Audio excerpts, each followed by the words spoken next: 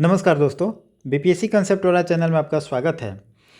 जो current affair का series start हुआ है उसमें आज हम लेक्चर नंबर 8 देखेंगे और इसमें हम बात करेंगे इस टॉपिक के बारे में। जो टॉपिक है हमारा कैंपेन एंड इनिशिएटिव। देखिए, यह टॉपिक बहुत ही इजी है और यहाँ से 1 से 2 प्रश्न हर साल पूछे जाते हैं और यहाँ से थोड़ा सा अगर आप दिमाग लगा के पढ़ लेंगे तो बहुत सारे प्रश्न ऐसे होते हैं जो एक बार आप पढ़ लिए ना तो वो दिमाग में आपके रहेगा, क्योंकि नाम से ही आपको पता चल जाएगा कि यह किस डिपार्टमेंट का है और इसका एम क्या है। और इस टॉपिक में 2 ही चीज़ आपसे पूछा जाएगा, एक तो किस डिपार्टमेंट का है ना, और दूसरा पूछा जाएगा कि इस कैंपेन का यह इनिशिएटिव का एम क्या है। डिपार्टमेंट हो सकता है या तो मिनिस्ट्री पूछा जा सकता है या स्टेट पूछा जा सकता है। ठीक है, आपसे फैक्चुअल 2 ही टाइप का सवाल इससे बनता है, तो ज़्यादा इसमें डिटेल में जाने की ज़रूरत नहीं है। जहाँ जहाँ आपको बताना होगा डिटेल में हम बता देंगे, बाकी ज़्यादा इसमें वन लाइनर फैक्टिंग पूछा जाता है। तो ये बहुत इजी है, 1-2 बार अगर आप पढ़ लेंगे तो यहाँ से आपका 1-2 प्रश्न एग्जाम में सही हो जाएगा। बहुत आसान सा टॉपिक है। चलिए देखते हैं और हम कोशिश करेंगे कि वीडियो के मार्फत हम सारा कुछ आपको समझा दें। अगर आप बुक को रेफ़र कर रहे हैं तो पेज नंबर आप देख लीजिए 64, 65, 67 और 68। 4 पेज हैं। हम 4 पेज को लगभग इसमें डिस्कस करेंगे। चारों पेज का पीडीएफ हम यहाँ पे लगा दिए हैं। पहले हम थोड़ा पढ़ लेते हैं और जैसे हम हमेशा करते हैं, पढ़ने के बाद थोड़ा रिवीजन कराते हैं। आपको रिवीजन भी करा देंगे जल्दी में और फिर आपको हम पीडीएफ दे देंगे, आप वहाँ से डाउनलोड करके अपने बाद में रिवीजन कर सकते हैं। चलिए, हमारा पहला जो टॉपिक है, जो इनिशिएटिव है, कैंपेन है, वो है नई चेतना कैंपेन। देखिए, आपको नाम से ही पता चला नई चेतना, मतलब कोई काम के लिए आपको कहा जाता है कि चेतना का विकास करिए, है ना। आप अपनी समझदारी को बढ़ाइए, चेतना बढ़ाइए। तो नाम से ही आपको पता चल रहा है कि चेतना बढ़ाने की बात हो रही है। मिनिस्ट्री ऑफ रूरल डेवलपमेंट का यह इनिशिएटिव है। इसको गिरिराज सिंह के द्वारा लॉन्च किया गया था। ठीक है, अब यह किसके लिए है? यह महिलाओं के लिए है। महिलाओं के लिए, देखिए, महिलाओं के लिए कोई भी अगर इनिशिएटिव आए, कोई भी कैंपेन आए, कोई भी योजना आए, तो उसका सीधा मतलब होता है वुमेन एम्पावरमेंट। मतलब महिलाओं के लिए आप एजुकेशन देते हैं या अगर उनको कोई टेक्नोलॉजी में उनको इन्हेंस करते हैं या उनको लोन देते हैं कि वह अपना बिजनेस करें, कुछ भी देते हैं, तो आप महिलाओं को कहीं ना कहीं जागरूक कर रहे हैं। इनिशिएट लेने पे उनको मतलब प्रोत्साहन कर रहे हैं कि वह मेन मुख्य धारा में शामिल हो। और देखिए, महिलाओं का जब भागीदारी बढ़ता है तो कहीं ना कहीं देश का जीडीपी भी बढ़ता है। ठीक है ना। इसीलिए आजकल देखेंगे सरकार का ज़्यादातर फोकस होता है महिलाओं के भागीदारी पे। इसके लिए एजुकेशन पे बात होगी, टेक्नोलॉजी इन्हांस में बात होगी, लोन दिया जाता है कि एमएसएमई सेक्टर में महिला में, तो हर सेक्टर में महिलाओं की अपनी भागीदारी को बढ़ाया जाएगा। यहाँ तक कि लोकसभा में महिलाओं की भागीदारी बढ़ाने के लिए थोड़ा सा ये अलग हो गया बातचीत। लेकिन चेतना कैंपेन जो है महिलाओं के बारे में है और यह इक्वलिटी के बारे में है कि उनके बारे में एक चेतना जगाया जाए कि देखिए, जेंडर को लेके आप किसी से कम नहीं हैं, आप भी बराबर हैं। तो यही कैंपेन है, नई चेतना कैंपेन महिलाओं के लिए है। ठीक है, इनिशिएटिव लाया गया है, मिनिस्ट्री ऑफ रूरल डेवलपमेंट के लिए के द्वारा लाया गया है और गिरिराज सिंह इसको लॉन्च किए थे। ठीक है, मिनिस्ट्री ऑफ रूरल डेवलपमेंट का एक और है लखपति self help group women initiative. तो जैसे हमने आपको ऊपर में बताया था कि नाम पढ़ के आपको पता चल जाएगा। तो अब देखिए, इसमें पूछ रहा है सेल्फ हेल्प ग्रुप और वुमेन। अब इतना ज़्यादा, आप इससे ज़्यादा आपको क्या हिंट दिया जाए? सेल्फ हेल्प ग्रुप की बात होगी और महिलाओं की बात होगी, तो महिलाओं को एक ऐसा उनको प्रोत्साहन दिया जा रहा है मिनिस्ट्री ऑफ रूरल डेवलपमेंट के तहत कि हर साल महिलाएं कम से कम 1 लाख रुपया पर एनम कमा लें। ठीक है, मतलब कि मिनिस्ट्री ऑफ रूरल डेवलपमेंट के मार्फत महिलाओं को यह प्रोत्साहन दिया जा रहा है कि सेल्फ हेल्प ग्रुप के माध्यम से वो अपना व्यापार बिजनेस कुछ स्टार्ट करें, कुछ छोटा मोटा काम स्टार्ट करें, जिससे उनका कम से कम महीने नहीं, साल का 1 लाख रुपया उनका अर्निंग हो जाए। अब देखिए, 1 लाख का मतलब क्या हुआ? कम से कम 8 से 9 हज़ार रुपये महीना। अब कोई भी महिला 8 से 9 हज़ार रुपये अगर महीना कमा रही है तो कम से कम उसका अपना तो काम चल जाएगा, किसी पर डिपेंडेंट तो नहीं रहेगी ना। अपना जो बेसिक काम है, बेसिक ज़रूरत है, उसको तो पूरा कर ही सकती है। इसीलिए अब इसमें अगर आप एक बार देख लीजिए ना, self help group women initiative क्या है, लखपति 1 लाख की बात हो रही है। अब आप दोबारा पढ़ने की इसमें ज़रूरत भी नहीं है, आप सीधे जाकर सही मारिएगा एग्जाम में। तो इनिशिएटिव का यही फ़ायदा होता है कि अगर आप बढ़िया से समझ लीजिए एक बार, तो फिर दोबारा नहीं भी पढ़िएगा तो आप एग्जाम में मार दीजिएगा, ठीक है। चलिए, द प्रोजेक्ट वीर गाथा योजना, वीर गाथा 2.0 देखिए क्या है। थोड़ा सा सब कैंपेन को ना उसको तोड़ तोड़ के पढ़िए। प्रोजेक्ट है कोई, क्या है, वीर गाथा है। वीर गाथा मतलब क्या है, वीरों की जीवनी है। इसका मतलब तो यही हुआ, वीर गाथा मतलब वीरों की जीवनी बताया गया, हमने करंट अफेयर में इसको कराया भी है। अब प्रोजेक्ट वीर गाथा का मतलब है यह मिनिस्ट्री ऑफ एजुकेशन से है, मिनिस्ट्री ऑफ एजुकेशन से है, और मिनिस्ट्री ऑफ डिफेंस,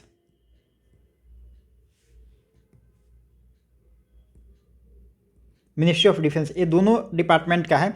इसमें ये कहा गया कि स्कूल के बच्चों को आप हमारा जो भी विरासत रहा है, जो कि वीर लोग रहे हैं हमारे एंशिएंट में, अगर आप देखेंगे पास्ट में हिस्ट्री में बहुत से एक वीर लोग रहे हैं, उनको कहीं ना कहीं कोई एक्टिविटी के माध्यम से, कोई प्रोजेक्ट के माध्यम से बच्चों को स्कूल में अपने वीर लोगों की, अपने विरासत की, हिस्ट्री के लोगों की कहानी को बताया जाएगा या समझाया जाएगा, ठीक है। मतलब ये है कि स्कूल के बच्चों को वीर कुंवर सिंह के बारे में, शिवाजी के बारे में, गांधी जी के बारे में, ये सब क्या है, वीर गाथा, इन्हीं की तो जीवनी बताइएगा, ये सब के बारे में बताना है, ठीक है। तो ये सब प्रोजेक्ट वीर गाथा है, मिनिस्ट्री ऑफ डिफेंस और मिनिस्ट्री ऑफ एजुकेशन के द्वारा इसको लॉन्च किया गया है, ठीक है। तो अब लगता हो गया, इसमें कुछ ज़्यादा है नहीं। डिजिटल शक्ति कैंपेन, देखिए डिजिटल शक्ति कैंपेन है, यह नेशनल वुमेन फॉर कमीशन के द्वारा लाया गया है। इसमें होगा, देखिए डिजिटल की बात की गई है, मतलब यह जो कैंपेन होगा इसमें जो भी होगा, ये तो वुमेन के लिए पहली बार ये बात जान लीजिए। अगर नेशनल कमीशन फॉर वुमेन इसको लॉन्च कर रहा है तो वुमेन के लिए ही होगा, ठीक है। अब वुमेन को नाम में ही लिखा है डिजिटल, मतलब उनको डिजिटली इम्पावर करना है। तो महिलाओं को डिजिटली इम्पावर करने के लिए एक कैंपेन आया है जिसका नाम है डिजिटल शक्ति कैंपेन, ठीक है। अब देखिए इसमें 2-3 चीज़ और जान लेते हैं। नेशनल कमीशन फॉर वुमेन इसको लॉन्च कर रहा है, इसी के अंडर ये चलेगा काम। तो अब आपसे एग्जाम में पूछ सकता है कि अभी जो नेशनल कमीशन फॉर वुमेन है उसकी चेयरपर्सन कौन है। आप याद रखेंगे, इनकी चेयरपर्सन है रेखा शर्मा।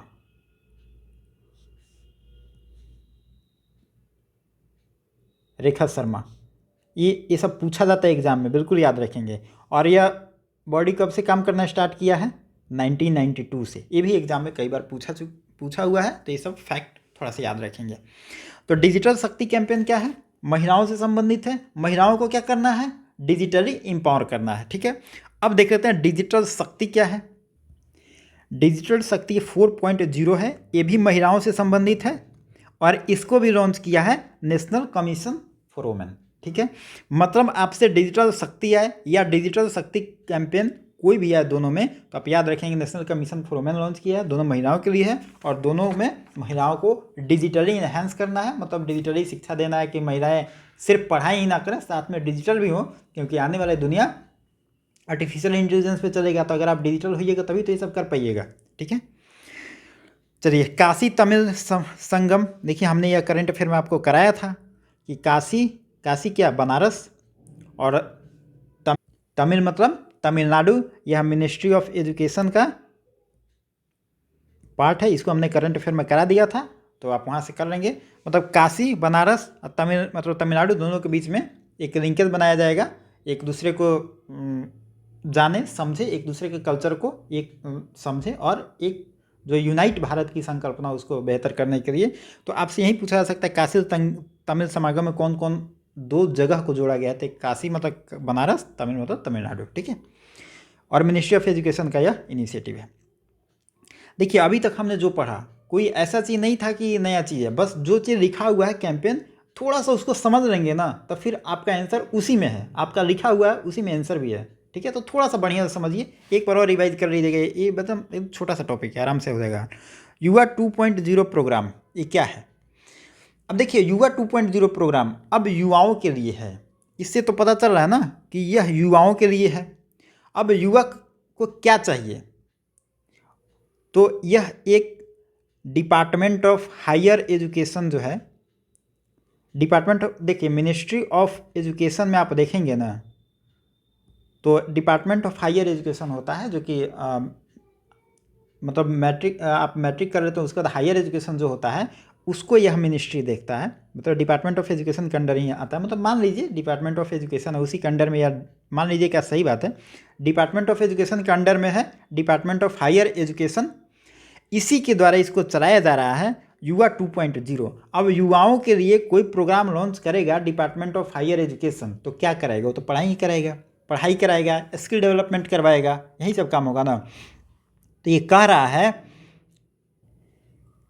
30 साल तक, ठीक है, 30 साल से कम के जो भी मतलब युवा हैं उनको अगर इंडिया में या इंडिया के बाहर अगर उनको कुछ पढ़ना है, मेंटरिंग चाहिए या कोई प्रोग्राम करना है या राइटिंग करना हो, तो उनके बारे में यह इनिशिएटिव है। ठीक है, मतलब आपका उम्र 30 साल से कम है, आपको इंडिया में या इंडिया के बाहर कुछ पढ़ाई करना हो, कुछ लिटरेचर में आपको नॉलेज हासिल करना हो, तो आपके लिए यह प्रोग्राम है युवा 2.0 प्रोग्राम।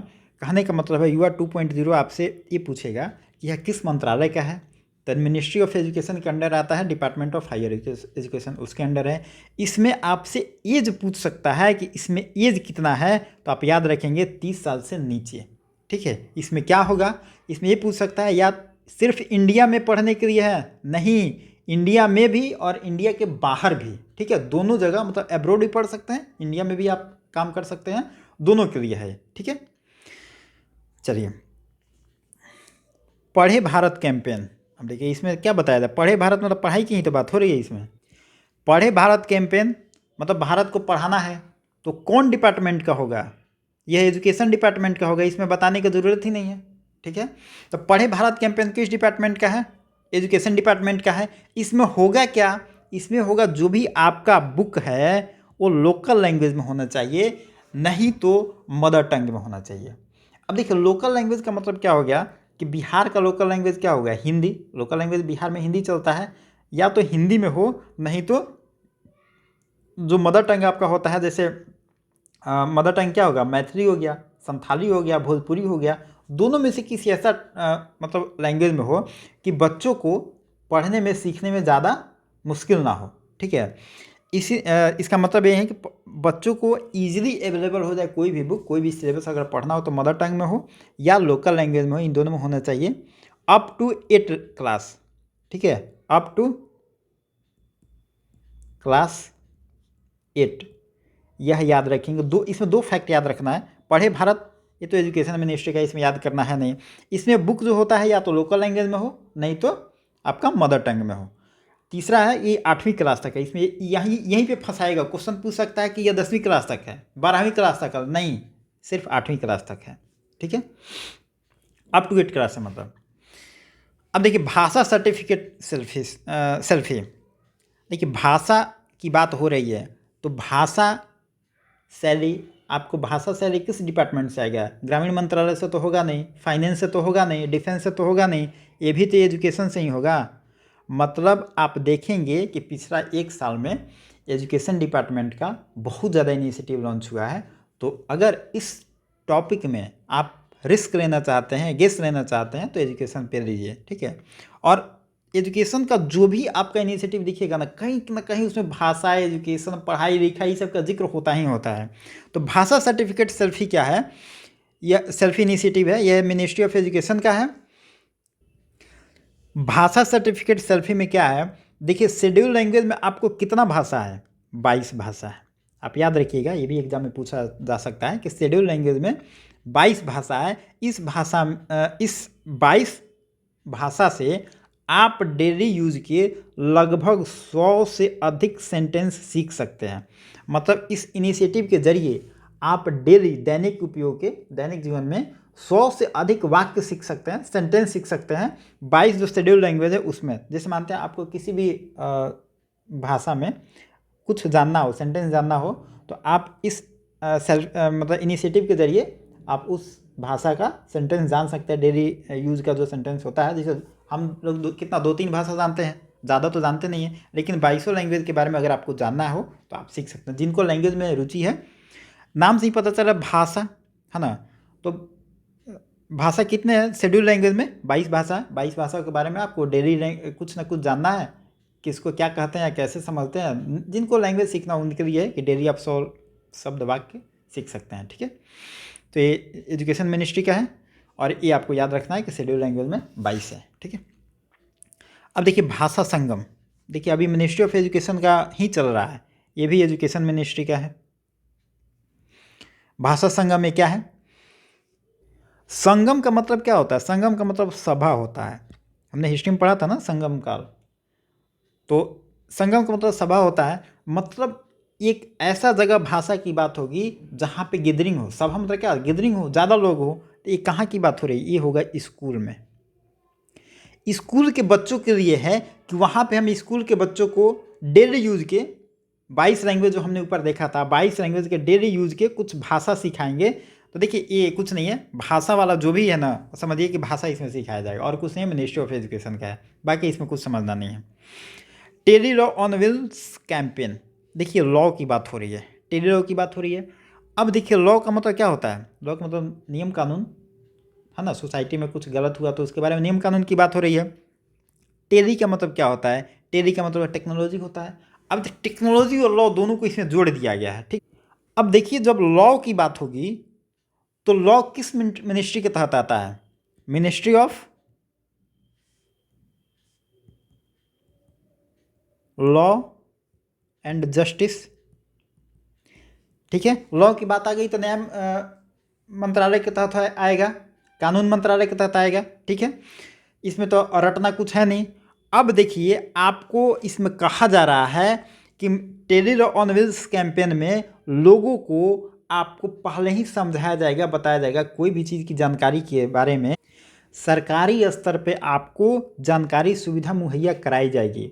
यह लगभग 2017 से यह प्रोग्राम चल रहा है। ठीक है, और आप अगर आर्टिकल पढ़े होंगे 39A, वो कहता है कि सोसाइटी में जो भी गरीब लोग हैं, कमज़ोर लोग हैं या मुख्य धारा से जो भटके हुए लोग हैं, उनको कानूनी प्रावधान दिया जाना ये सरकार का मतलब राइट है कि सरकार उनको कानूनी मुहैया कराएगी।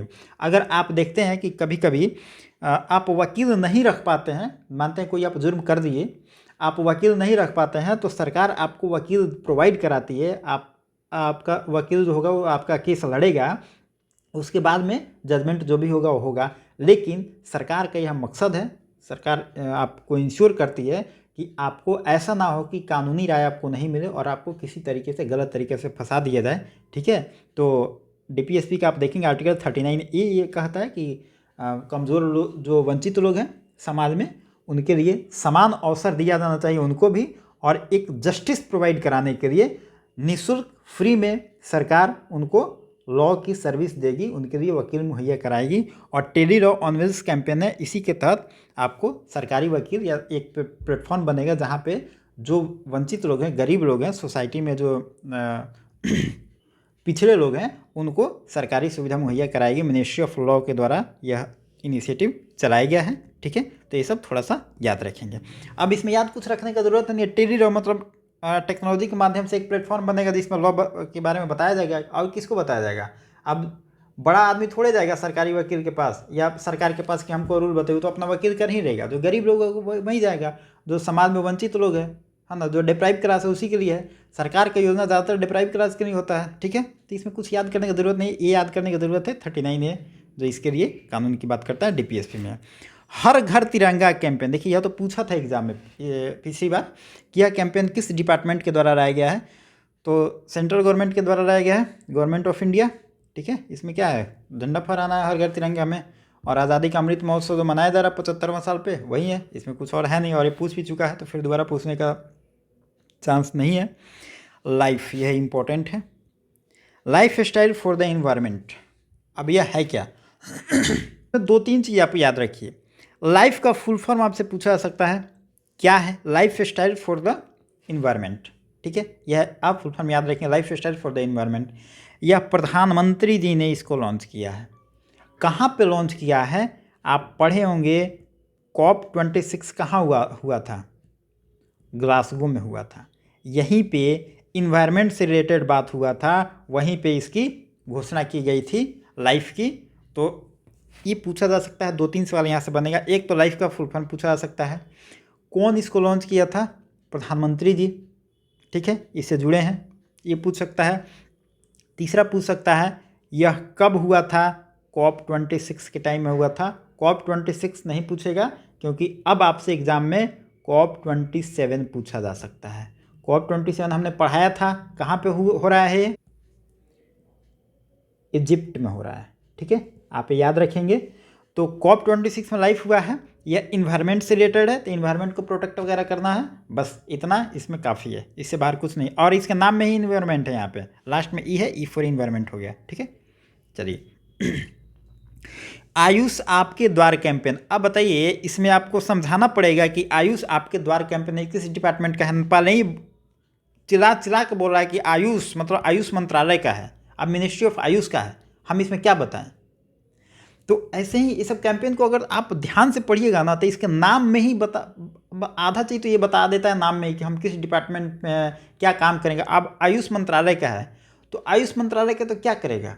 हेल्थ की बात करेगा ना, आपका मेडिकल की बात करेगा, ठीक है। तो इसका ये भारत के लगभग मतलब देश के लगभग 75 लाख घर में 75 लाख घरों में जो औषधीय पौधा होता है, मतलब मेडिसिनल प्लांट जो होता है, उसको डिस्ट्रीब्यूट करना है, मतलब बांटना है कि आप घर में मेडिसिनल पौधा जो होता है जिससे आप औषधि वगैरह बना सकते हैं, आप उसको लगाइए। और थोड़ा सा मतलब कहने का मतलब है कि मिनिस्ट्री ऑफ आयुष थोड़ा मेडिसिन वाले जो पौधे होते हैं उनको प्रमोट कर रहा है, और आप घर में लगे, जैसे तुलसी का पौधा, तो बहुत सारा पौधा होता है जिससे छोटी मोटी बीमारी घर में ही आदमी ठीक कर लेता है, वैसे पौधों के लिए किया गया है। और इसमें एक चीज़ याद रखिएगा, 75 लाख, ये जो टर्म है ये याद रखिएगा, लगभग 75 लाख हाउस होल्ड घर में यह डिस्ट्रीब्यूट किया जाएगा। इसको लॉन्च किसने किया है?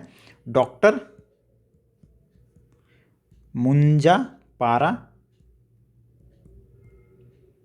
मुंजापारा महेंद्र भाई, ठीक है।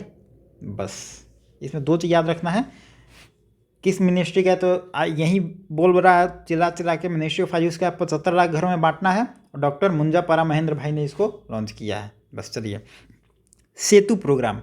अब देखिए सेतु प्रोग्राम, इसमें हो सकता है कि आपको थोड़ा सा याद करना हो, ये नहीं बता रहा है कि हम किस डिपार्टमेंट का, यहाँ पे आपको कन्फ्यूजन हो सकता है। यह है ministry of commerce and industry, ठीक है। Ministry of commerce and industry department के तहत आता है सेतु प्रोग्राम। इसमें है इंडिया और यूएसए, ठीक है। देखिए भारत का ट्रेड ज़्यादा कहाँ पे होता है? भारत का एक्सपोर्ट अगर देखा जाए तो अमेरिका में ज़्यादा होता है। इंपोर्ट की बात की जाए तो भारत इंपोर्ट चाइना से ज़्यादा करता है, लेकिन एक्सपोर्ट की बात की जाए तो अमेरिका को ज़्यादा करता है। लेकिन हमको चाइना से इंपोर्ट एक्सपोर्ट करने में डर नहीं है, डर है, अमेरिका से उतना डर नहीं है, ठीक है। तो इंडिया और यूएसए के बीच में अगर कोई स्टार्टअप हो रहा है तो उसके लिए एक डिज़ाइन बनाया गया है। जो भी भारत और अमेरिका के बीच में जो भी इन्वेस्टर हैं, इंटरप्रेन्योर हैं, उनके बीच एक डिज़ाइन बनाया गया, एक मैकेनिज़्म बनाया गया है। वही मैकेनिज़्म की बात करेगा सेतु प्रोग्राम। मतलब सेतु प्रोग्राम अगर पूछेगा तो यह आप याद रखेंगे 2 चीज़, ministry of commerce and industry के बारे में का यह इनिशिएटिव है, और इसमें इंडिया और यूएसए के जो इंटरप्रेन्योर हैं या जो इन्वेस्टर हैं उनके बारे में यह बात करेगा, ठीक है। बाकी इसमें कुछ जानने का चीज़ नहीं है। इसके अलावा 2 ही चीज़ें, इंडिया और यूएसए के बीच का एग्रीमेंट है, एग्रीमेंट नहीं मतलब एक कह सकते हैं इनिशिएटिव है, और ministry of commerce and industry के।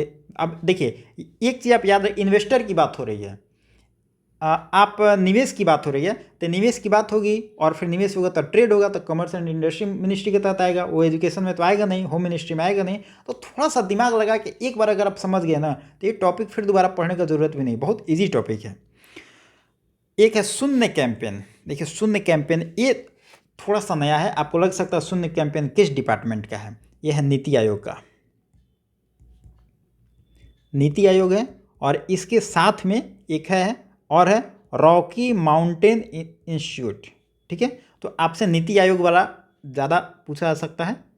नीति आयोग का इनिशिएटिव है। अब इसमें क्या होगा, शून्य कैंपेन में क्या होगा, नाम से ही लग रहा है शून्य, मतलब कोई भी ऐसा काम हो रहा है जो कि जीरो तक लाना है।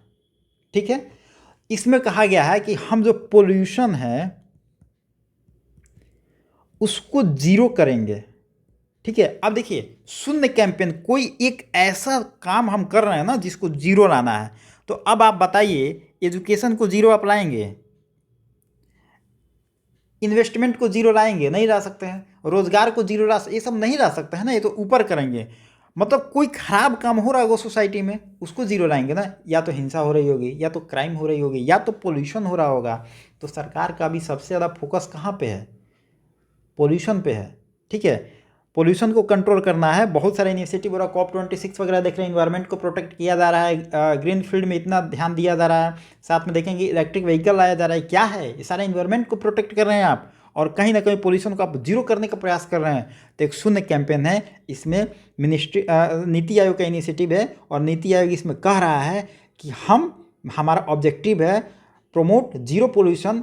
ठीक है, डिस्ट्रीब्यूशन व्हीकल, मतलब व्हीकल के माध्यम से हम पोल्यूशन को जीरो करेंगे। और आप भी अगर अब गाड़ी खरीदने वाले हैं तो बहुत अच्छी अच्छी गाड़ी आ गई है मार्केट में जो इलेक्ट्रिक व्हीकल है।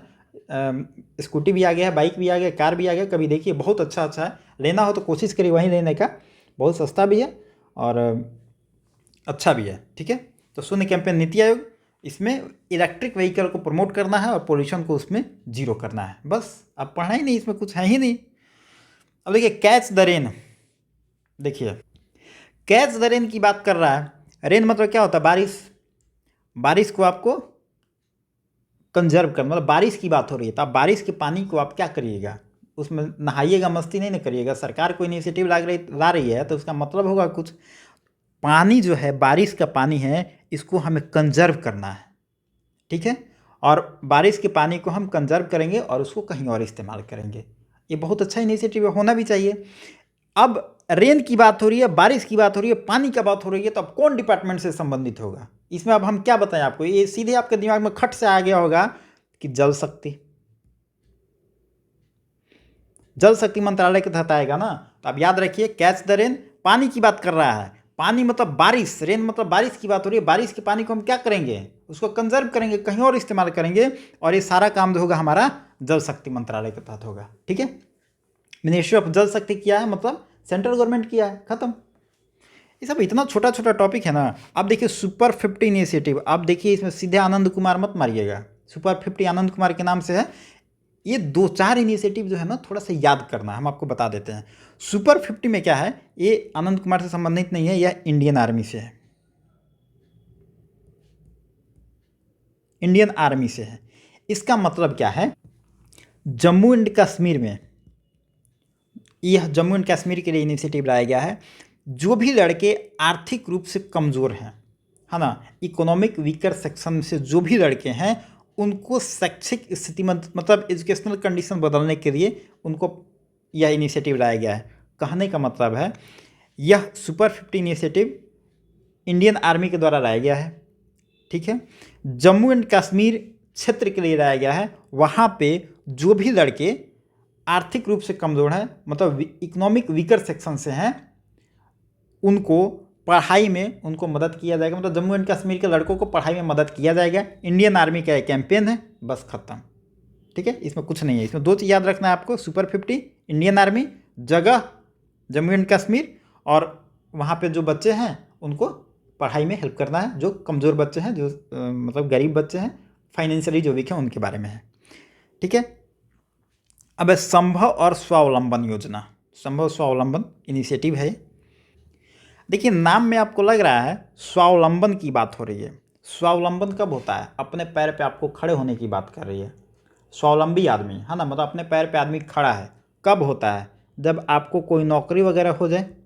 ठीक है, तो सरकार नौकरी देने के लिए योजना नहीं चलाती है, सरकार आपको रोज़गार देने के लिए योजना चलाती है। कोई आपको काम धाम करना हो, MSME में कोई इंटरप्रेन्योरशिप करना हो, उसके लिए योजना चलाती है। ठीक है, तो या प्राइवेट में कोई इन्वेस्टमेंट अगर आप कर रहे हैं, उसके लिए योजना चलाती है। तो सरकार ये कह रही है, अब स्वावलंबन कौन डिपार्टमेंट के द्वारा चलाया जाएगा? एमएसएमई के द्वारा चलाया जाएगा। तो एमएसएमई के द्वारा यह योजना चलाया गया है, संभव और स्वावलंबन। इसके मतलब इसका एम है कि यह एक इनिशिएटिव है जिसके तहत अगर आप यंग हैं, ऑब्वियस बात है यंग है तभी आप एमएसएमई में कुछ अपना योगदान देंगे, इंटरप्रेन्योरशिप तभी आपके अंदर में आएगा। कुछ अगर आप इन्वेस्टमेंट करना चाहते हैं, अपना कोई धंधा रोजगार शुरू करना चाहते हैं, कुछ प्राइवेट में आप कुछ करना चाहते हैं, अपना खुद का इनिशिएटिव या स्टार्टअप करना चाहते हैं, उसके लिए सरकार आपको इनकरेज करेगी, इनिशिएट करेगी, आपको स्वावलंबन बनाने के लिए हर संभव प्रयास करेगी। और डिपार्टमेंट कौन होगा? एमएसएमई होगा। मतलब संभव और स्वावलंबन के लिए, आपको स्वावलंबन के लिए हर संभव जो भी प्रयास होगा एमएसएमई मंत्रालय करेगी, क्योंकि आप युवा हैं और आप युवा हैं तो आप रोज़गार करेंगे तो कुछ पैसा कमाएंगे, फिर पैसा कमाएंगे जीडीपी में अपना योगदान देंगे, फिर आपका घर गृहस्थी भी चलेगा, है ना। सिंपल ऐसे कहानी बना लीजिए, यही आएगा, यही एग्जाम में मार के आइएगा। वही है, एक है समर्थ इनिशिएटिव। अब समर्थ का मतलब क्या है? आप समर्थ कब होइएगा? जब कोई हाल रोजगार करिएगा, स्टार्टअप करिएगा, ठीक है, बीपीएससी निकालिएगा तब होइएगा। तो सरकारी नौकरी करिए तो सरकार कोई योजना चलाती नहीं है, ठीक है। वो सरकारी नौकरी में अगर आप कह सकते हैं बीपीएससी क्वालिफाई करने पे मतलब पीटी निकालने पे पैसा देती है, तो वो सब अलग लोगों के लिए योजना है, वो सब यहाँ पे हम नहीं देख रहे हैं। इनिशिएटिव जो है समर्थ, इसका मतलब है कि आपको सरकार चाह रही है समर्थ बने, कोई हाल रोजगार करें, नौकरी करें, मतलब स्टार्टअप करें कोई, ये भी एमएसएमई मिनिस्ट्री का है, ठीक है। तो आप याद रखेंगे जहाँ भी आपको संभव, स्वावलंबन, समर्थ इस टाइप की योजना मिले, इनिशिएटिव मिले, सीधे मारिएगा एमएसएमई डिपार्टमेंट का है, आपको रोजगार दिलाने के इनिशिएटिव करने का इनिशिएट कर रही है सरकार, ठीक है। बस अंतर एक है, यह जो था ऊपर वाला ये सबके लिए था, समर्थ जो है यह वुमेन के लिए है, ठीक है। समर्थ जो है यह वुमेन के लिए स्पेशली है, इनकरेज वुमेन एंटरप्रेन्योरशिप। मतलब अगर कोई महिला चाह रही है कि हम स्टार्टअप करें, इंटरप्रेन्योरशिप करें, उसके लिए है समर्थ। और ये जो है संभव और स्वावलंबन है, ये महिला पुरुष दोनों के लिए। पुरुष के लिए अलग से योजना बहुत कम ही बनता है, ना के बराबर बनता है। पुरुष का जो योजना होगा उसमें महिला ऑलरेडी इंक्लूड होती हैं और महिलाओं का अलग से योजना होता है, ठीक है। तो समर्थ जो है इसमें महिलाएं सिर्फ हैं, लेकिन जो संभव और स्वावलंबन है उसमें महिला पुरुष दोनों हैं, ठीक है। अब देखिए पीएम प्रणाम योजना है, इसका फुल फॉर्म अगर आप देखेंगे, promotion of alternate nutrition of agriculture management योजना। फुल फॉर्म में थोड़ा याद रखेंगे, कई बार ये पूछा जा सकता है ना। प्रधानमंत्री के नाम से है तो याद रखेंगे थोड़ा। अब पीएम प्रणाम का मतलब ये नहीं है कि प्रणाम करने की योजना है, ऐसा नहीं है। देखिए अब आप इसका फुल फॉर्म अगर देखेंगे तो इसमें बात हो रहा है न्यूट्रिशन की, एग्रीकल्चर की, ठीक है। न्यूट्रिशन, एग्रीकल्चर और मैनेजमेंट की बात हो रही है। अब इससे तो हमें यही समझ में आ रहा है ना कि हम एग्रीकल्चर में कुछ ऐसा करें जो न्यूट्रिशन से जुड़ा हो और उसका हम मैनेजमेंट करें, मतलब ऐसा मैनेजमेंट हम एग्रीकल्चर में करें कि न्यूट्रिशन से जुड़ा हो। तो अब आप देखेंगे खेती में सबसे बड़ी समस्या क्या है? खाद का। खाद में आप देखेंगे सरकार हमेशा फोकस करती है कि आप खाद की जगह पे ऑर्गेनिक फार्मिंग करिए, है ना। आप खाद का, यूरिया का, इस सब का यूज ज़्यादा मत करिए। तो वही इस प्रोग्राम में कहा कि अगर आप एग्रीकल्चर कर रहे हैं तो आप बायो प्रोडक्ट का यूज़ करिए, ठीक है। मतलब यूरिया वगैरह जो केमिकल होता है उनका कम प्रयोग करिए और आप बायो फर्टिलाइज़र और ऑर्गेनिक फर्टिलाइज़र का यूज़ उसमें करिए। मतलब पीएम प्रणाम जो है यह एग्रीकल्चर मिनिस्ट्री से जुड़ा हुआ है और यह खेती किसानी से, मतलब एग्रीकल्चर मैनेजमेंट में हम ऐसा खाद वगैरह का प्रयोग करें जो कि कीटनाशक नहीं हो और हमारे लिए हेल्पफुल, मतलब हेल्थ को ज़्यादा ख़राब ना करे, ठीक है। बायो फर्टिलाइज़र का हम यूज़ करेंगे और साथ में ऑर्गेनिक फर्टिलाइज़र का यूज़ करेंगे, ठीक है। आप पीएम प्रणाम थोड़ा सा याद रखेंगे। ये देखिए 2 मिनिस्ट्री यहाँ पे मिला था, एक मिला था आर्मी वाला सुपर 50 ये वाला, और साथ में देखेंगे ये थोड़ा सा, ये आपको ध्यान देना होगा 1-2, और यह इंपॉर्टेंट यहाँ से क्वेश्चन पूछा जा सकता है। पीएम डिवाइन क्या है? पीएम डिवाइन योजना है, यह मिनिस्ट्री ऑफ डोनर के द्वारा चलाया गया है। डोनर मिनिस्ट्री है एक, जिसका भी हेड कौन है? जी किशन रेड्डी। जी किशन रेड्डी अभी इसके मंत्री हैं। देखिए, डोनर मंत्रालय है जो नॉर्थ ईस्ट रीजन के लिए होता है, मतलब उत्तर पूर्व भारत जो होता है, जो आप देखेंगे 7 सिस्टर्स प्लस 1 में आप जो हैं उनके लिए यह डोनर मिनिस्ट्री है, उनका डेवलपमेंट की बात के लिए यह मिनिस्ट्री बना हुआ है स्पेशल। तो यहाँ पे जो भी स्कीम आता है ना, यहाँ पे सेंट्रल गवर्नमेंट का 100% होता है। और सारे आप स्कीम में देखेंगे, जैसे बिहार के लिए कोई स्कीम बनेगा तो वहाँ पे आप देखेंगे 50% दे रही है सेंट्रल गवर्नमेंट, किसी किसी में 60% देगा, किसी में 90% देगा। लेकिन जो डोनर मिनिस्ट्री होता है उसमें 100% दिया जाता है केंद्र सरकार के द्वारा। माना जाता है कि सब छोटे छोटे स्टेट हैं उनके पास फंड की कमी है और उनको हम पैसा 100% देते हैं। ठीक है, जी किशन रेड्डी इस मंत्रालय से जुड़े हुए हैं। इस डोनर मिनिस्ट्री के तहत ये पूरा सेंट्रल गवर्नमेंट के अंडर में ये मिनिस्ट्री होता है। इसमें है कि नॉर्थ ईस्ट रीजन का हम डेवलप करेंगे, बस, इसमें और कुछ नहीं है। तो आपसे पूछा जा सकता है कि पीएम डिवाइन योजना किस मंत्रालय के तहत है? डोनर मिनिस्ट्री के तहत है। और इसमें क्या होगा? तो नॉर्थ ईस्टर्न रीजन का हम डेवलप करेंगे, बस खत्म। और इसमें 100% सेंट्रल गवर्नमेंट के द्वारा फंड दिया जाएगा, बस। एक है डॉक्टर आपके द्वार। देखिए, यह बहुत इंपॉर्टेंट है, वीवीआई इसको मान के चलिए, क्योंकि यह आपका जुड़ा हुआ है बिहार से। बिहार से जुड़ा है तो बिहार स्पेशल कहिए या नेशनल कहिए या जो भी कहिए, आपके लिए बहुत इंपॉर्टेंट हो जाता है। तो डॉक्टर आपके द्वार का मतलब क्या है? मतलब डॉक्टर आपके द्वार पे जाएगा, यही नहीं इसका मतलब निकल रहा है। मतलब कहीं ना कहीं मेडिकल से, हेल्थ से जुड़ा हुआ यह है। तो एक कंपनी है REC, ठीक है, रूरल इलेक्ट्रिफिकेशन लिमिटेड कॉरपोरेशन। हमने इसके बारे में हमने आपको पहले ही बताया था, अभी याद दिलाएंगे कब बताए थे, करंट अफेयर में, बहुत लोगों को याद आ भी रहा होगा, लेकिन हम अभी बताएंगे आपको डिटेल में। REC कंपनी द्वारा इसको लॉन्च किया जा रहा है। कहाँ से लॉन्च किया जा रहा है इसको? बिहार का जो जगह है आरा भोजपुर, आरा जिला, यहाँ से लॉन्च किया जा रहा है। ठीक है, इसका पर्पस है भोजपुर आरा का 10 हेल्थ क्लिनिक को इस कंपनी के द्वारा रेगुलेट किया जाएगा 3 सालों तक, जिसका बजट है 12.68 करोड़ रुपया लगभग है, मतलब 12.5 करोड़ मान के चलिए, यह इसका मतलब टारगेट है। इतना फंडिंग में 3 साल तक यह कंपनी यहाँ के 10 हेल्थ सेंटर को देखेगी। अब देखिए, यहाँ से 2 प्रश्न बन सकता है। डॉक्टर आपके द्वार कहाँ से लॉन्च हो रहा है? आरा से। ठीक है, पहला तो ये प्रश्न बन जाएगा। दूसरा, किसके द्वारा चलाया गया है? REC कंपनी के द्वारा चलाया जा रहा है। तीसरा, आपसे ये पूछा जा सकता है इसको लॉन्च किसने किया? इसको लॉन्च किया है RK सिंह। अब देखिए, यहीं पे आप कंफ्यूज करेंगे, ये आपको लग रहा है ये तो ऊर्जा मंत्री हैं, लेकिन बिहार के सांसद भी हैं, इसी एरिया से आते हैं, तो इस एरिया से हैं, तो यही लॉन्च किए हैं इसको, RK सिंह। डॉक्टर आपके द्वार इनिशिएटिव को लॉन्च किए हैं। अब थोड़ा सा देख लीजिए REC के बारे में। REC के बारे में हम लोग आपको बताया था, महारत्न कंपनी, अभी 12वां महारत्न कंपनी बना है, REC बना है। ठीक है, इसके पहले हमने आपको बताया था 11वां महारत्न कंपनी के बारे में। 11वां कौन बना है? PFC। ठीक है, दोनों याद रखेंगे। जो 67 की तैयारी के टाइम में हमने आपको बताया था कि 11वां महारत्न कंपनी बना है PFC, 12वां महारत्न कंपनी बना है REC। तो यहाँ पे कन्फ्यूजन आपको नहीं होना चाहिए।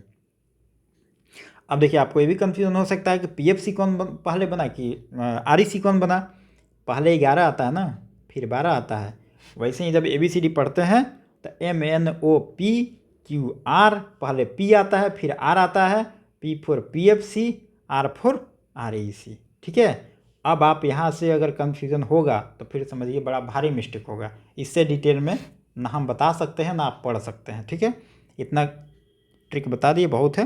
अब देखिए, समाज सुधार अभियान। समाज सुधार अभियान क्या है? नाम से ही पता चल रहा है ना कि समाज को सुधारना है। तो समाज को सुधारना है तो मतलब कुछ समाज में ऐसी कुरीतियां तो होगी, उसको हटाएंगे तब तो समाज सुधरेगा। ये है बिहार से रिलेटेड। समाज सुधार अभियान में क्या है? लोगों को अवेयर हम करेंगे कि शराब मत पियो दोस्त, शराब पीना खराब बात है। दूसरा बात क्या है? दहेज मत लो यार। लगे हुए हैं कि BPSC निकलेगा तो दहेज लेंगे, ये छोड़ दीजिए, काम ठीक ना है। तो आपको इस समाज में सबसे बड़ी कुरीतियाँ यही 2 चीज़ हैं। तो समाज को अगर सही करना है तो शराब से हम दूर रखेंगे, दूसरा डॉरी सिस्टम से दूर रखेंगे, तीसरा एक और है चाइल्ड मैरिज। चाइल्ड मैरिज भी अच्छी चीज़ नहीं है। तो इन 3 चीज़ों को अगर हम हटा देते हैं तो समाज मानिए कि 50% से ज़्यादा सुधार यही हो गया, क्योंकि यही सब 3 बहुत ही खराब है। आदमी इसी में बर्बाद है, कोई शराब में बर्बाद है, कोई दहेज में बर्बाद है, तो जिसका बच्चा में शादी हो वो और बर्बाद है। ठीक है, तो ये 3 चीज़ मेन फोकस में है। आप याद रखें, समाज सुधार अभियान बिहार का है और 3 चीज़ के बारे में अवेयरनेस फैलाना है। ठीक है, बस। वी केयर कैंपेन है। देखिए, वी केयर कैंपेन थोड़ा सा इसमें याद रखना, क्योंकि आप यहाँ पे ना दिमाग नहीं लगा सकते हैं। वी केयर कैंपेन कहाँ का है? यह दिल्ली का है। दिल्ली के जो लेफ्टिनेंट गवर्नर हैं, एलजी हैं, वही इसको लॉन्च करते हैं। यह पुलिसिंग के बारे में यह कहते हैं, एलजी साहब कहते हैं कि हम पुलिस को पब्लिक फ्रेंडली बनाएंगे और हम लोगों में जितना स्कीम चल रहा है लोगों को बताएंगे, मतलब लोग अपने जागरूक बने और जितना सरकार का स्कीम है लोग जाने समझें और फिर दिल्ली पुलिस से कोऑर्डिनेट करें। और सरकार वैसे भी लोगों की सहायता के लिए होती है। तो यह वी केयर कैंपेन है दिल्ली का, एलजी के द्वारा चलाया गया है। यह पुलिसिंग सिस्टम को पब्लिक के प्रति अवेयर कराया जाएगा। बस। एक समृद्धि योजना है, ये भी दिल्ली के जो एलजी हैं उन्हीं के द्वारा चलाया गया है। और समृद्धि योजना क्या है? ये वन टाइम प्रॉपर्टी टैक्स से रिलेटेड है। ठीक है, ये टैक्स से रिलेटेड है। वन टाइम प्रॉपर्टी टैक्स वगैरह जो है, समृद्धि मतलब समृद्धि से नाम ही पता है, बहुत समृद्ध आदमी है तो टैक्स वगैरह की बात हो रही है। तो एलजी के द्वारा चलाया गया दिल्ली का। बस यही है। स्कूल चलो अभियान। देखिए, स्कूल चलो अभियान क्या है? यह इसका मतलब है कि स्कूल चलो, सब बच्चों को कहा जा रहा है स्कूल चलो, मतलब 100% इनरोलमेंट करवाना है स्कूल में। बच्चों को एक भी बच्चा बाहर नहीं रहे, सब बच्चे प्राइमरी एजुकेशन लें, शिक्षा लें और सब बच्चे स्कूल जाएं, पढ़ें। 100% इनरोलमेंट होना चाहिए। किस मंत्रालय, किस राज्य सरकार का है? उत्तर प्रदेश का है। ठीक है, केवल बुलडोजर ही नहीं चल रहा, पढ़ाई भी साथ साथ हो रहा है। ठीक है, इसका मतलब यही है। तो आप याद रखेंगे, स्कूल चलो अभियान यूपी का है। ठीक है, अब देखिए, एक निर्भय एक पहल। निर्भय नाम से आपके दिमाग में आया होगा, निर्भया स्कीम एक बना था, लेकिन यह निर्भया स्कीम वह नहीं है, यह थोड़ा सा एक दूसरा है। यह भी यूपी का इनिशिएटिव है, निर्भय एक पहल। इसका मतलब है कि लगभग 75,000 महिलाओं को बैंकिंग से जोड़ा जाएगा।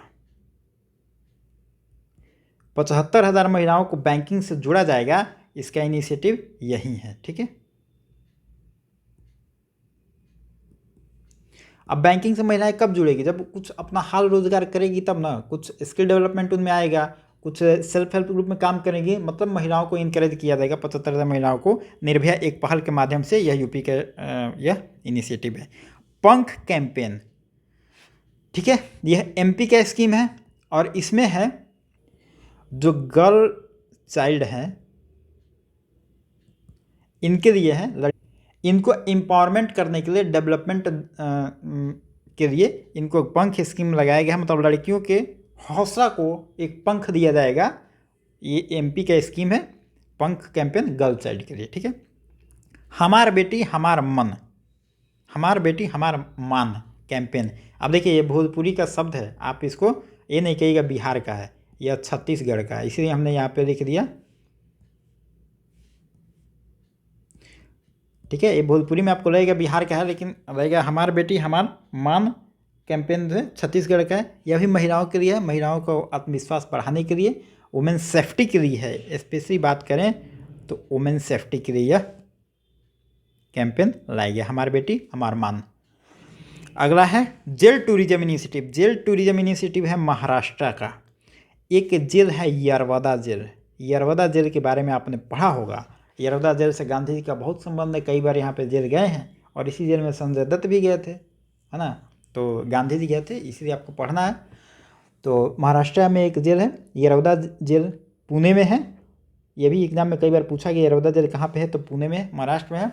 और इस जेल को टूरिज्म के लिए बनाया गया है। और आप देखेंगे यहाँ पे लोगों को मतलब टूरिज्म के पर्पज़ से यहाँ पे सजाया गया है। लोग यहाँ पे जाएंगे और अपने कल्चर के बारे में, हिस्ट्री के बारे में बताया जाएगा कि फ्रीडम फाइटर के टाइम में गांधी जी यहाँ पे आते हैं, कब कब आते हैं, क्या क्या बताया जाएगा। मतलब कहीं ना कहीं अपने आर्ट एंड कल्चर से जोड़ा जाएगा, हिस्ट्री से जोड़ा जाएगा, लोगों को बताया जाएगा। जेल टूरिज्म अच्छा इनिशिएटिव है महाराष्ट्र का यरौदा जेल के लिए। तो आपसे एग्जाम में पूछा जाएगा जेल टूरिज्म किस जेल से संबंधित है? यरौदा जेल। किस स्टेट से संबंधित है? महाराष्ट्र। किस शहर से संबंधित है? पुणे। बात खत्म। अब गांधी जी यरौदा जेल कब गए थे? मॉडर्न हिस्ट्री में हमने सारा डिटेल में पढ़ाया, थोड़ा सा एक बार जाके वहाँ से पढ़ लीजिए। बाकी सारा चीज़ हो गया खत्म। अब चलिए थोड़ा सा हम क्विक रिवीजन कर देते हैं यहाँ पे क्या क्या हमने पढ़ा था। बहुत टाइम लग गया तो वीडियो हो गया थोड़ा सा बड़ा। चलिए, नई चेतना कैंपेन, यह महिलाओं के लिए है, मिनिस्ट्री ऑफ रूरल डेवलपमेंट का है। लखपति, महिलाओं को लखपति बनाना है सेल्फ हेल्प ग्रुप से। प्रोजेक्ट वीर गाथा, वीरों की जीवनी बताना है बच्चों को स्कूल में। डिजिटल शक्ति महिलाओं को है, डिजिटली इंपावरमेंट करना है। नेशनल कमीशन फॉर वुमेन 1992 से बॉडी स्टार्ट होता है, अभी रेखा शर्मा है, ठीक है, हमने बता दिया था। काशी तमिल समागम हमने पहले बताया था, काशी को तमिलनाडु से जोड़ना है। युवा 2.0, जो युवा हैं उनको क्या करना है? हायर एजुकेशन में, अगर भारत में या बाहर कहीं भी उनको पढ़ाई लिखाई करना हो, ये जो उनका 30 साल से कम है उनके लिए यह है।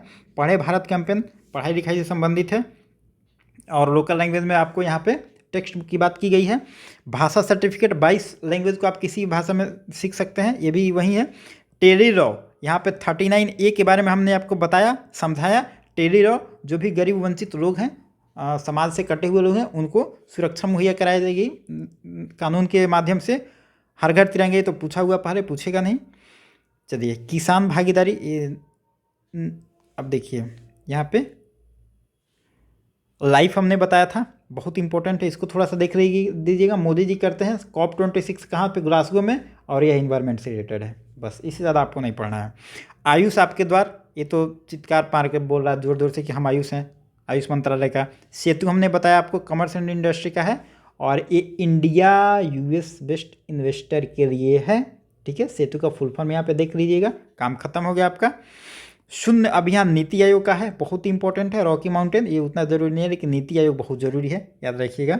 ऑब्जेक्टिव क्या है? पोल्यूशन को जीरो करना है, बस। सारा चीज़ नहीं देखना, जो जो इंपॉर्टेंट है हम बताते हैं वहीं। कैच द रेन क्या है? मिनिस्ट्री ऑफ जल शक्ति का है, प्रमोट रेन वाटर कंजर्वेशन, बस खत्म। ये आप इनिशिएटिव थोड़ा सा देख लेंगे, कैच द रेन का, वेयर इट फॉल, ठीक है। गो इलेक्ट्रिक कैंपेन, तो गो इलेक्ट्रिक क्या है? इलेक्ट्रिक व्हीकल की बात हो रही है ना, बस खत्म, इसमें कुछ है। रोड ट्रांसपोर्ट मिनिस्ट्री का होगा। सुपर 50, यह इंपॉर्टेंट है, इंडियन आर्मी का है, जम्मू एंड कश्मीर के लिए है, और मेडिकल एग्जाम के लिए बच्चों को आप प्रिपेयर करना है। सुपर 50 में आनंद कुमार वाला इनिशिएटिव नहीं है, इंडियन आर्मी का है। मेडिकल एग्जाम के लिए सुपर 50 में बच्चों को, जम्मू कश्मीर के बच्चों को इंश्योर करना है। उसके बाद में संभव, स्वावलंबन और समर्थ हमने दोनों बता दिया था, यह वुमेन के लिए है और यह सब के लिए है। डिजिटल शक्ति हो गया था, PM प्रणाम भी हो गया था। PM प्रणाम क्या? प्रमोशन ऑफ, ये थोड़ा फुल फॉर्म देख लेंगे। और क्या है? ऑर्गेनिक फर्टिलाइजर, बायो फर्टिलाइजर की बात हो रही है, कहाँ पे? एग्रीकल्चर में ही होगी, ठीक है। PM divine, ministry of donor का है, सेंट्रल गवर्नमेंट स्कीम 100%। और डेवलपमेंट है, डेवलपमेंट करना है, मिनिस्ट्री ऑफ नमस्ते स्कीम, ये देख लेंगे, ministry of house and urban affair का, और ministry of social justice and empowerment का है, ये दोनों का है। थोड़ा सा एक बार पढ़ लेंगे, ये ज़्यादा इंपॉर्टेंट है नहीं, फिर भी एक बार देख लेंगे। डॉक्टर आपके द्वारा बिहार का है, खूब इंपॉर्टेंट है। REC के द्वारा है, 12वां बना है महारत्न कंपनी, ठीक है। आरा भोजपुर से स्टार्ट हो रहा है, तो यहाँ पे आरा भोजपुर से स्टार्ट हो रहा है। प्रमोट किया जाएगा क्या? ये 3 साल के लिए होगा। 10 वहाँ पे एक क्लिनिक को REC कंपनी देख रेख करेगी। समाज सुधार अभियान में 3 चीज़ यहाँ पे हमने आपको बताया था, क्या क्या? Liquor provision, dowry system, child marriage, ठीक है। वी केयर दिल्ली लेफ्टिनेंट का है, पुलिसिंग है, दिल्ली पुलिस एमंग पीपल के बारे में थोड़ा सा वही है, अवेयर करवाया जाएगा। अब यहाँ पे देख लीजिए, समृद्धि दिल्ली का है। स्कूल चलो अभियान यूपी का हमने बता दिया। निर्भय एक पहल, ये भी यूपी का है। पंख, महिलाओं में पंख लगा देना है, एकदम मध्य प्रदेश का है। हमार बेटी हमार मान, छत्तीसगढ़ का है, ठीक है। फॉर वुमेन सेफ्टी के लिए है। जेल टूरिज्म महाराष्ट्र के लिए है, बाकी इसमें कुछ है नहीं। यरौदा जेल की बात हो रही है, यरौदा जेल में गांधी जी गए थे, ठीक है। आप मॉडर्न हिस्ट्री में उसको टॉपिक को कर लीजिएगा, बाकी इतना आप कर लीजिएगा तो समझिए मेजर फैक्ट आपका हो गया। बाकी इस टॉपिक को स्टॉप करिए, बहुत लंबा हो गया। मिलते हैं नेक्स्ट वीडियो में। Thank you.